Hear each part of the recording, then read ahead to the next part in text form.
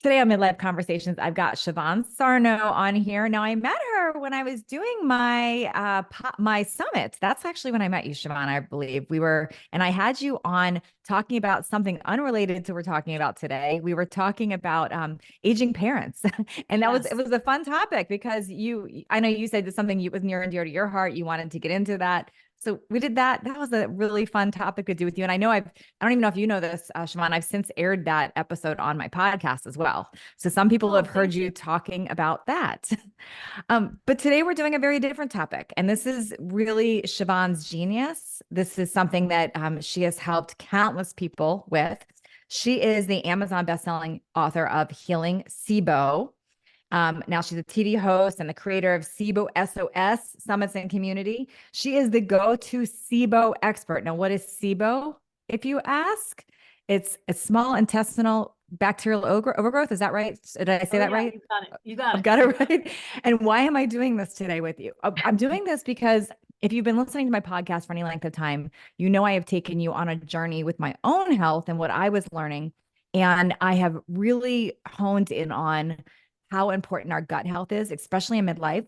We tend to, as midlifers, we look at hormones. We think it's aging, it's hormones, it must be perimenopause and menopause.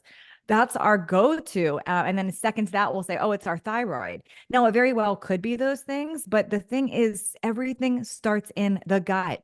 And when we don't have our gut working right, then all those other things are worse. And we could be treating things that are not working for us and wondering why we're not getting better.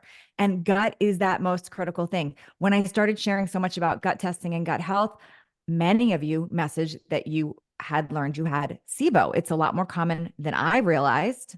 And so I thought, let's dive into this. Let's understand what it is, where it comes from, what we can do about it, all the things. Siobhan, thank you for being here. Oh my gosh, thank you so much. We have such a similar journey in that when we found out stuff that was wrong with us, we made a vow to go help people to figure out what was wrong with them and to Yeah. most importantly fix it. So I was a host on Home Shopping Network for 24 years. It was a great gig, mold infested building, however, and I was in mold denial for a really long time.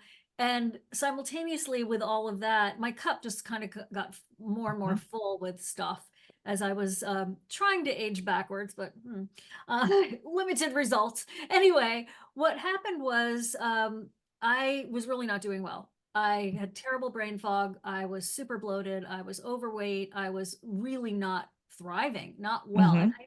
I knew it was more than just aging. Fast forward to me sitting in my kitchen going, and you know, so many of us have this story like, okay, something's got to give here. And I went down Dr. Google. And honestly, Dr. Google, when used properly, can be super helpful. I mean, hopefully people have found us. I would Dr. make that argument too, but Well, my gosh. it's a balance, right? Like I Yeah. love going on to PubMed. I couldn't do that before Dr. Google, right? So it's just about balance and finding the truly credible sources. So I knew that there was something wrong with me, and I'd gone to an Ayurvedist, acupuncture, physical therapy, shots, you name it. Oh, Yeah. fibromyalgia, the whole bit. Doctor finally. And he is known in my book, Healing SIBO, as Dr. Run 3 miles because he told me, really the best laxative is to run 3 miles. I was like, dude, I can barely get out of bed. Oh my gosh. Anyway, I went through a lot. I had a false negative for a SIBO breath test. I lost 18 months due to that false negative, spent $10,000+ finally found Dr. Allison Seebecker online. She wasn't taking patients. She was a true SIBO specialist. But all of this was from an attitude of, I don't know what's wrong with me. I know someone does. Yeah. Right. It wasn't, I don't think anyone does. It was, I know someone does. I will go find that person.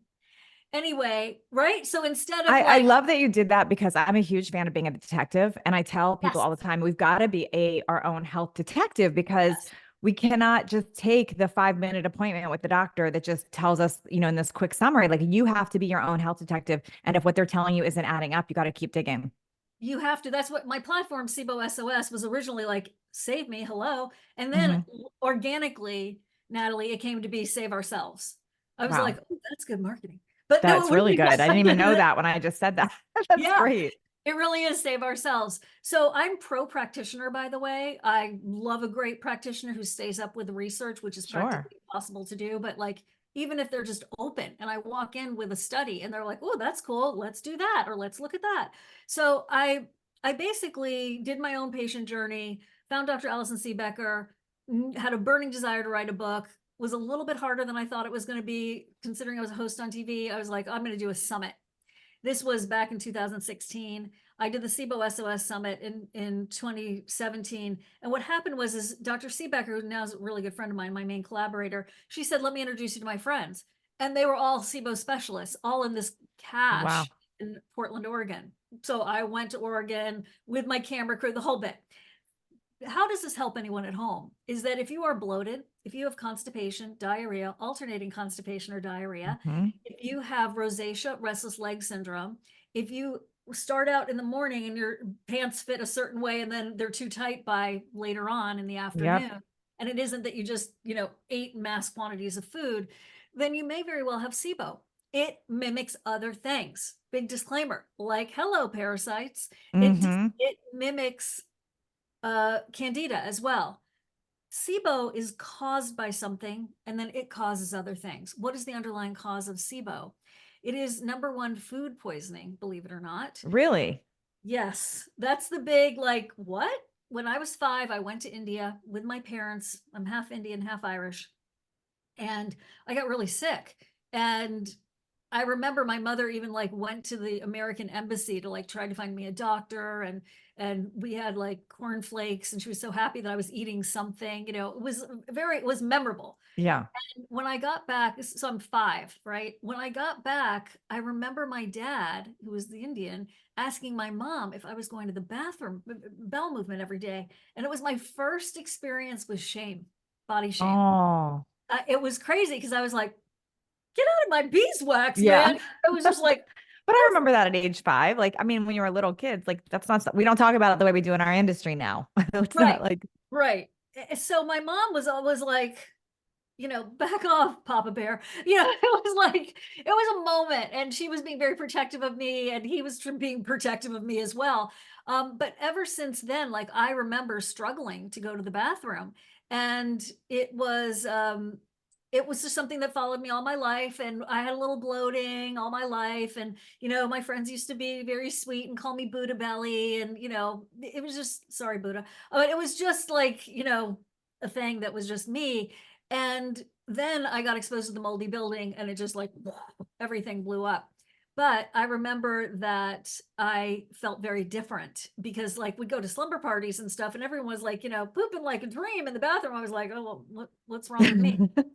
So if you have any of those symptoms and you've ever had food poisoning, even if it wasn't as elaborate as my food poisoning story with international intrigue, look, you could have had that stomach flu. You could have had a day or a couple of hours of diarrhea.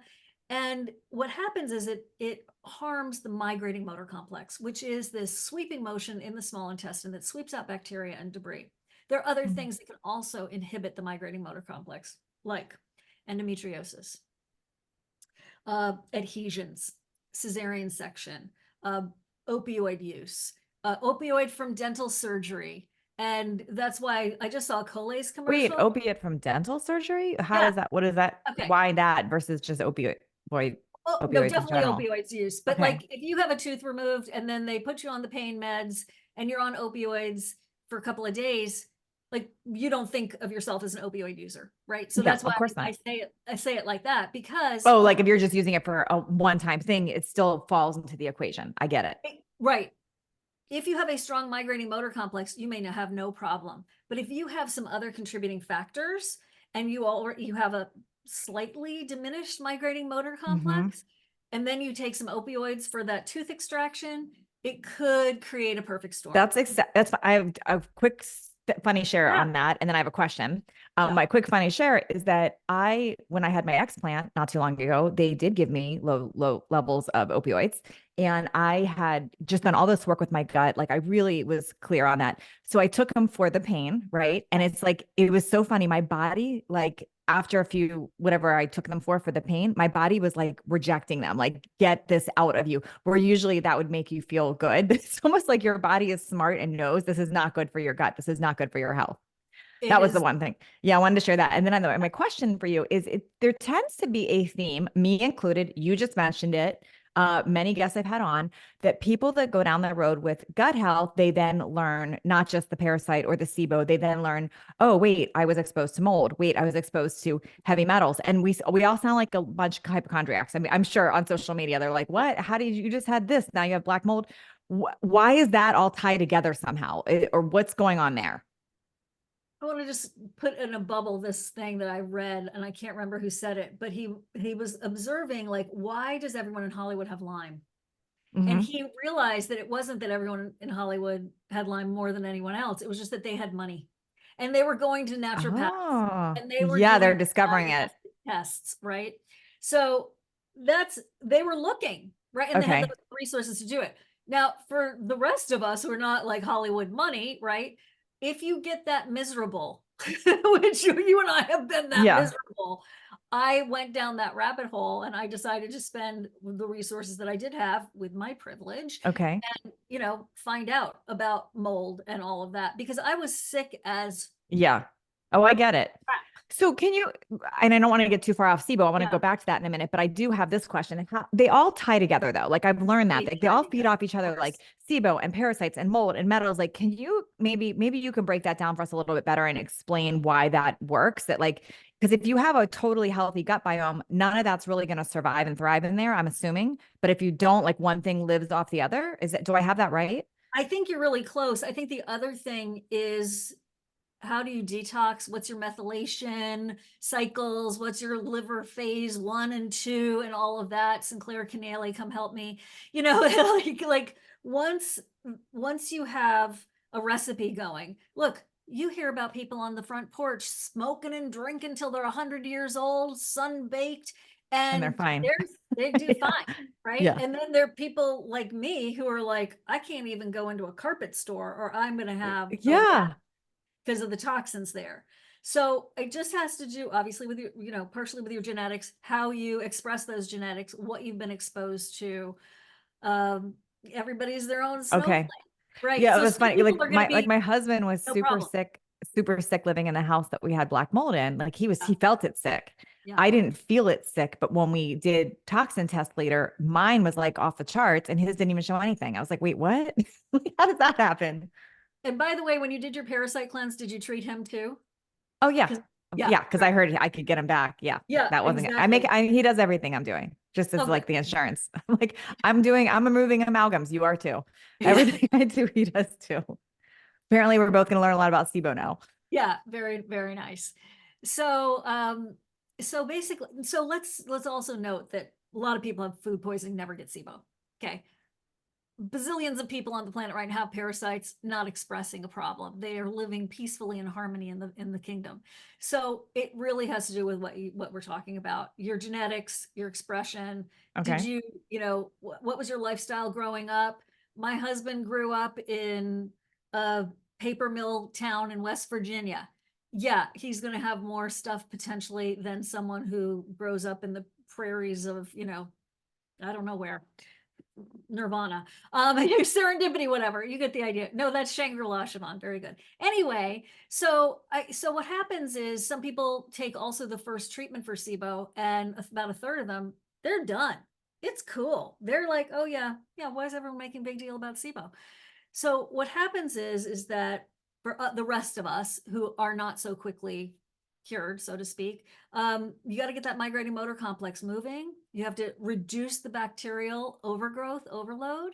And when those two things come together, your microbiome actually comes back into balance, which So is when some people, I've fabulous. definitely heard some people say, I have SIBO or or they have all the symptoms. They don't even know they have SIBO. Yeah. And but now they're just taking lots of probiotics or eating fermented food and feeling worse. Why does that Yeah. happen?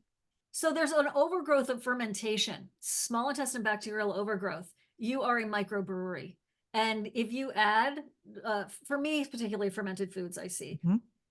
it does not go well while Wow. you have SIBO. In the future, after you have more harmony in your microbiome, a little bit of fermented food could be perfect. Or it's not for you. You have to really like talk about a microdose. Feel free to like teeny tiny little dose to see how you do. Wow. Like an eighth of a teaspoon to get So those started. of you downing your sauerkraut or your kombucha thinking you're doing a healing thing and you're wondering why you're bloated, this is what's happening. It definitely could be. And maybe timing, I think, is the key there.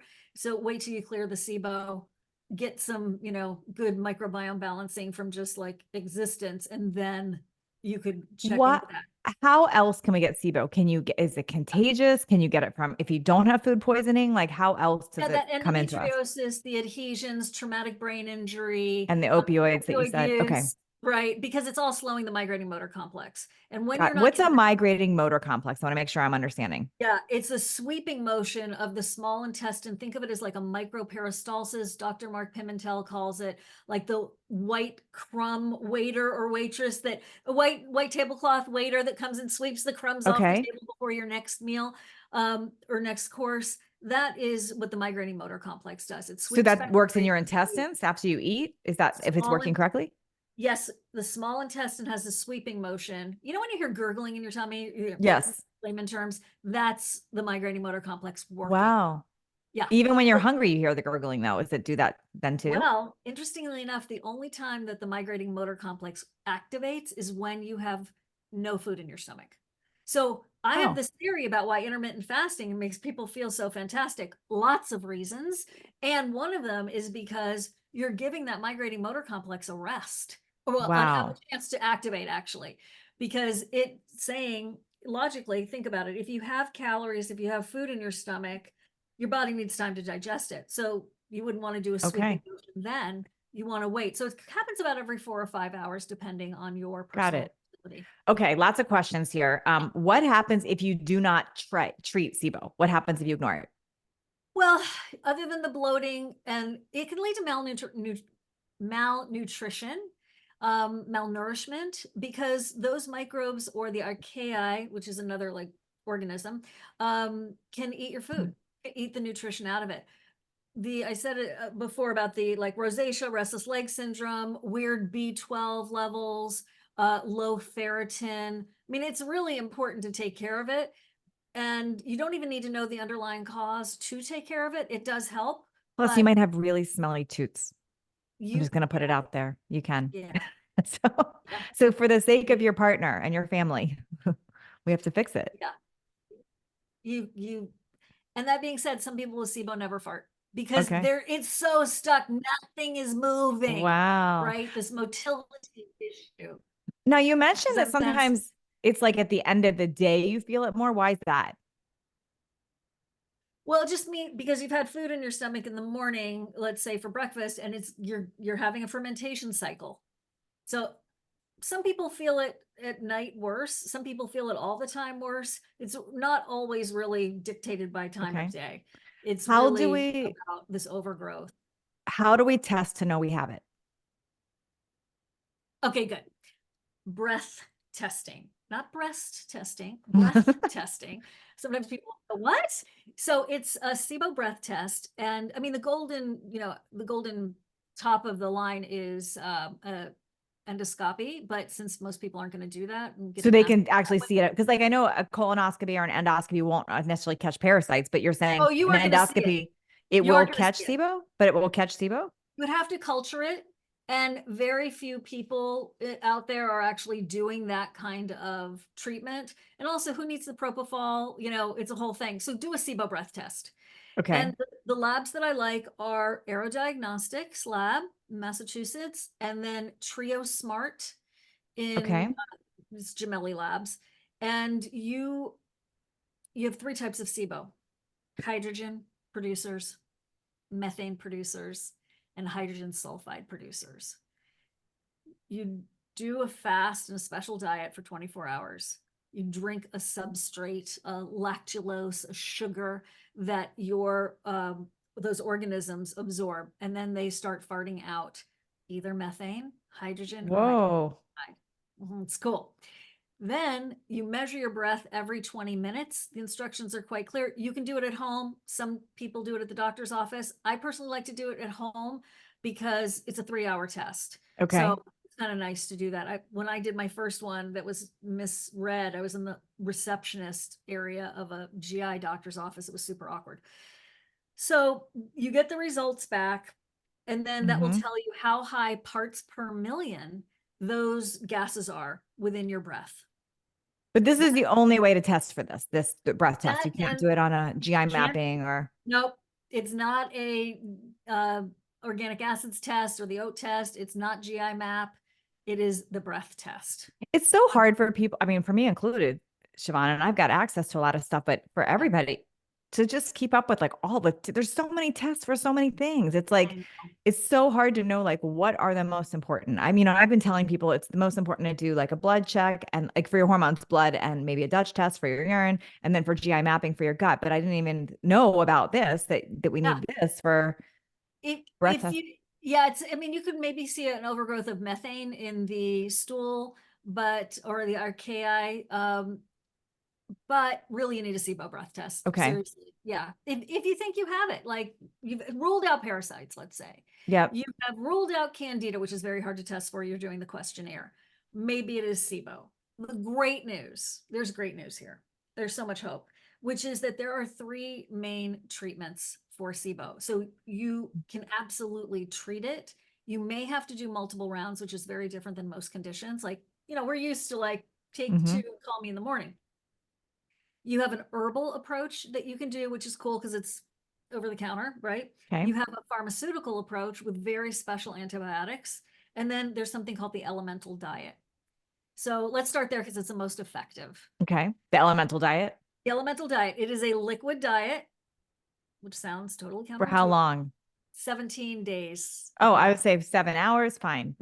17 days. It's a long ass time. Liquid diet for 17 days. So, I'm out just from the way you described that. I know. But let me just tell you, some people thrive with it because their food hasn't been getting absorbed for so long. Okay. And it's not your typical protein powder. It's literally the original food from feeding tubes. Like and back what? In the, like it's the elements of food, like it's amino acids, right? And in the beginning, when Dr. Pimentel figured this out for SIBO patients to actually starve the overgrowth, there's kind of 2 approaches. Okay. Like you would with yeast too and whatever. Yeah. You can still get your nourishment and you're getting these elements, the elemental diet. Originally, so you feel amazing. Well, it's socially and emotionally tough not to have table food. It's a weird. Yeah, I can't do it for even 7 hours. So I don't know how I would do 17 days. There you go. Everybody's different, right? Okay. If you're like, I am done with you, SIBO, go screw yourself. I'm doing the elemental diet. I'm doing whatever it takes. Then a lot of people say, I wish I had done this first because it is so effective. It used to taste like vomit. Oh, gross. You and I would even more less appealing. I know, because amino acids, some are sweet, some are horrible tasting. Yeah. There's now new formulations that taste like a very sweet milkshake. So there are new, like Dr. Ruscio, Integrative Therapeutics, Dr. Pimentel, these people have developed elemental diets that are powders that you add. If we don't want to do the 17-day drinking vomit or whatever, the things that taste good. The elemental diet. Let's not give it a bad name. It's already a struggle. Okay. Let's talk about the pharmaceutical one, because I know even naturopathic doctors sometimes they take the pharmaceuticals for this. Why is that? Because it's quicker? Is there a downside to that, or what happens? It is quicker. It's 2 weeks for treatment instead of 14 days. 30 days. The herbs are 30 days. Okay. 2 weeks for the pharmaceutical, which is Xifaxan or rifaximin, same thing. And neomycin, which is a traditional, antibiotic. That is if you have the methane overgrowth. If you have just hydrogen, it's just the rifaximin. If you have hydrogen sulfide, it is adding, shockingly, bismuth, like is in Pepto-Bismol, like a swig a day. Yeah. So what you're so the antibiotic, the medication formula, if you do that, you're going to have other issues though, because you're going to create other problems in your gut. Like, so just because you're knocking out one thing, you're going to create another issue, right?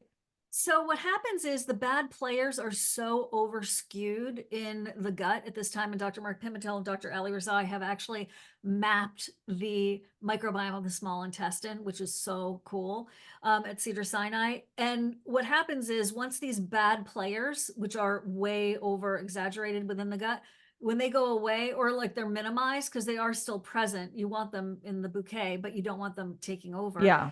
The microbiome goes back into homeostasis. It's phenomenal. Okay. So, and there are things you can do, right? To like, you can do a megaspore, you could do, some Saccharomyces boulardii. You could do like some mild approaches to probiotics while doing it.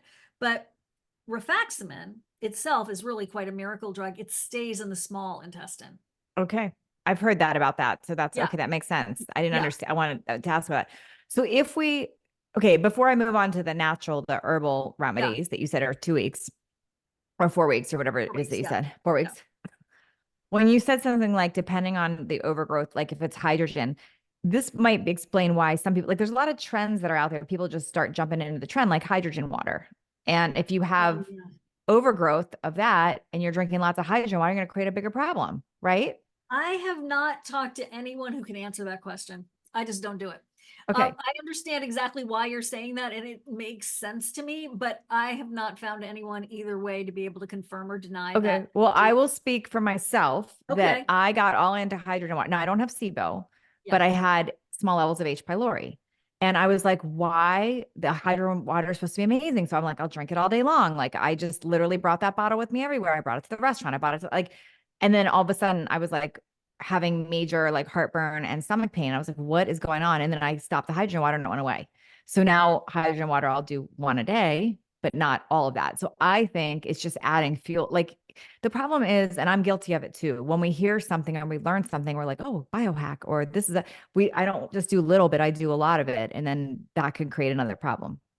You're right. And so that's why we like to test, not guess. And SIBO, when you test and you get a positive diagnosis, it's actually a weird relief because you can actually treat it. Mm-hmm. Like how many conditions do we know that have 3 successful treatments? Yeah, That there's you not. choose from. Yeah, lots of trials. Yeah. Okay, so let's talk about the herbal one. Okay, so the herbal is a combination usually of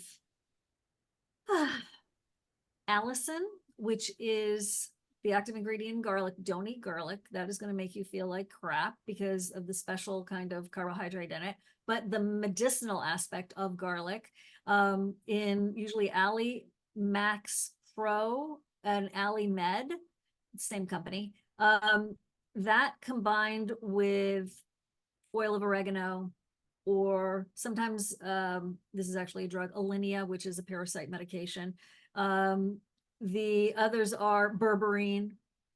These sort of famous gut pathogen killers. It's, SIBO's not an infection, it's an overgrowth, and there's a distinction. But those are some of the main herbs, and you do them for a month. Okay. And then so after every one of these treatments, retest. Because as I said before, the gas levels come down, but not always enough to give you like a negative SIBO breath test. So you need to sort of track how fast it's coming down. So this is good. This is super helpful. Now, what happens if you don't test and you're like quick start personalities, and I'm guilty of this sometimes, and you're like, I'm just going to jump in and treat it. Could that go bad? Well, what if you have a parasite? What if you have a parasite? Yeah. So then you're going to create a problem. Yeah. Okay. Well, the other thing is some of the symptoms I've described also mimic ovarian cancer. I mean, like worst case scenario. So you want to like really do your research hat on and make sure. That's why. Okay. Yeah. Yeah. It's like, I mean, most SIBO breath tests are around $300. I think, again, this is not pocket change rolling around in the bottom of my purse. I get that. However, but if you have these symptoms and because I hear that women describing this a lot, and that what happens wrong, I know you listening are doing this, a lot of you, they just go one stop. My OBGYN, must be my hormones. It must be this. So what I'm hearing is you go to your OBGYN, you check your ovarian, you make sure your ovaries are okay, you do your pap smear, whatever. That's all good. Before you just go guessing that it's hormones, this is worth testing and know. Yeah, if you have those symptoms, for sure. I just went to my OBGYN. God love her. She knows nothing about SIBO. Yeah, And I give most her the don't. book. But yeah, and seriously, how much time in the day does the woman have? So I mean, I'd love it if she knew about SIBO. My GP knows about SIBO because her daughter Mhm. has it, and I gave her the book. My gastro sort of knows about SIBO. I gave him the book. I have a new gastro. So, you know, we have to take on the responsibility, like we need another responsibility, right? But of training the people around us Yes. and helping Yeah, and not them to being help scared to others. ask the questions. And if it doesn't feel right, the answer they give you, don't let that shut you down either. Because like you might, if you have these symptoms and you're like, hey, I think I might have SIBO, and they don't say, let's do a breath test, you can ask for that. You can say, I need to get this. Right. And if they're like, oh, I don't know what that is, or we don't do them in the office, well, why don't you just sign this requisition form and I'll get one shipped right to my house? You know, Yeah. you go to Valley Labs, they have requisition forms. It's at Great. Aerodiagnostics, you can reverse engineer, call them, see who in your area has the Quintron equipment and are doing SIBO breath tests. I So reverse engineer good. stuff all the time that way. Yeah. So good. Shivan, this has been awesome. Okay, I know you have a book coming out, another book. Can you Well, tell- I have a book coming out on how to live a more spiritual life despite the Okay. world. That's Okay. not finished yet, but the book Healing SIBO definitely covers Okay. everything So we we talk want to about. Yeah. So you're just like I love you. You're like typical entrepreneur where you go deep on some varying topics that are your excitement and they might Yes. not go together, but they do go Right. together in some interesting ways. So I love it. I love that. I'm going to check out your new book too. That's amazing. So okay, so Healing SIBO, where can we get it? Amazon, Barnes and Noble. I saw some in Target one day. That was fun. You know, they're in Oh, good. libraries. It's in the libraries. So, Healing um, SIBO. Okay. yeah, And Healing where SIBO. can if people want to reach you, follow you, where do you want them to go? I would love to have you go to SIBOSOS.com. We've got tons of masterclasses there, tons of free info there. Also, if you want to go granular and get in my 30,000 person Facebook group where we are totally nerding out about SIBO, it's SIBO SOS community on Facebook, but it's not necessary. We've got Amazing. tons of stuff on the website, SIBO SOS. Thank you, Siobhan, so much. Thank you. Thank you.